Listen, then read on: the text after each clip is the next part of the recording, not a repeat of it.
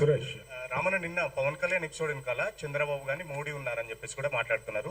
So Modi గతంలో హైదరాబాద్ కు వచ్చినప్పుడు కూడా పవన్ కళ్యాణ్ రేవంత్ రెడ్డి ఉన్నాడు అనుకుంటున్నా బ్రదర్. ఆయన పరిపాలన వైఫల్యాల నుంచి ఏమైనా దృష్టి మళ్లించేదానికి ఆయన వాడుకుంటున్నాడో తెలియదు.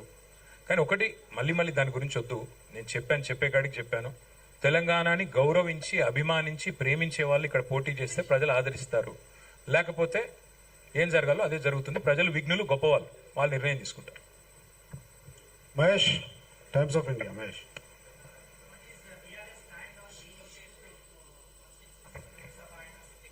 Sir, CM has proposed dual formula, some kind of formula. So what is your... Well, I've said this before, I'll say it again. Revanth Reddy is a hybrid CM of BJP and Congress. So he will only propose hybrid models. All I will tell you, Mahesh Bhai, is 24% is the current representation of South India in Parliament, in Lok Sabha. Our demand is very straightforward. Please keep it intact. And the reason why I'm talking of South India, not just Telangana alone, is because South practiced family planning much better than the rest of the country. You cannot penalize the South of India just because we have done something that the government of India had asked us to do. So, if you want to cut down this representation from 24% to whatever, that will not at all be acceptable. Keep it intact, maintain it the same. 24% पे अगर आपको delimitation करना है, that is okay for us. But other than that, if you even reduce it by 0.001%, BRS will definitely take to the streets. We'll certainly fight this injustice and we'll certainly oppose it. We have time for 3 more questions. We'll take a question from that girl. Yeah. మీ వాళ్ళు కూడా అలసిపోయినట్టున్నారు, క్వశ్చన్లు అయిపోయినట్టున్నాయి. చాలా ఉన్నాయి sir ఇంకా. Yeah, ఒక్క నిమిషం. Yeah, please.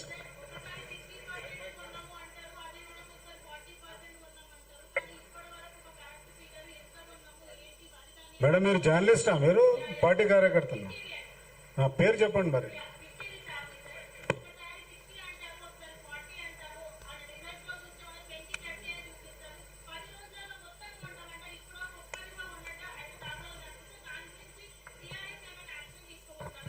This is a big accusation. Listen, ఇప్పుడు మే 6 తారీఖు నాటికి నా క్లిప్పింగ్ ఉంది. ఇప్పుడు నీకు అన్ని ఎందుకు తీయాలని తీయట్లేదు.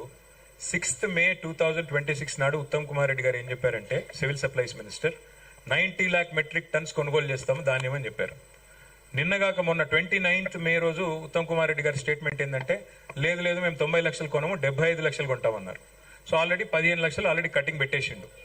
యాక్చువల్గా అమ్మా, నేను ఆనెస్ట్ చెప్తున్నాను, నేను కూడా జిల్లాలు తిరుగుతున్నాను, చాలా వరంగల్ తిరిగాను, సంగారెడ్డి తిరిగాను, సిరిసిల్ల, కరీంనగర్ కూడా పోయినా. ఎక్కడ పోయినా ఇవాళ రైతుల మీద నాకు ఒకటే అర్థమైంది, వాళ్ళ కుట్ర. ఏ పరిస్థితుల్లో కూడా వాళ్ళు ధాన్యం కొనే మూడ్లో లేరు. ధాన్యం కొంటే ఏమవుతుంది? ఎంఎస్పీ ఇవ్వాలా, 2400 ఇవ్వాలా. రెండోది ఏంది? బోనస్ ఇవ్వాలా, 500.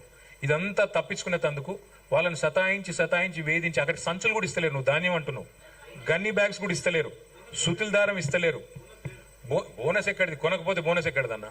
కాబట్టి ఏదీ లేదు. ఇది ఒక బోగస్ ప్రభుత్వం. వాళ్ళు చెప్పే లెక్కలు బోగస్సు, వాళ్ళు చేసే కార్యక్రమాలు బోగస్సు. మరి బీఆర్ఎస్ ఏం చేస్తుంది అని మీరు అంటున్నారు. ఏం చేస్తామంటే, కత్తి వాళ్ళ చేతుల్లో పెట్టి యుద్ధం మమ్మల్ని చేయమంటే కొద్దిగా కష్టం. బట్ మా యుద్ధం ఏదో, మా ప్రయత్నం ఏదో మీ బిగ్ టీవీ సహకరిస్తే మేము కూడా చేస్తాం.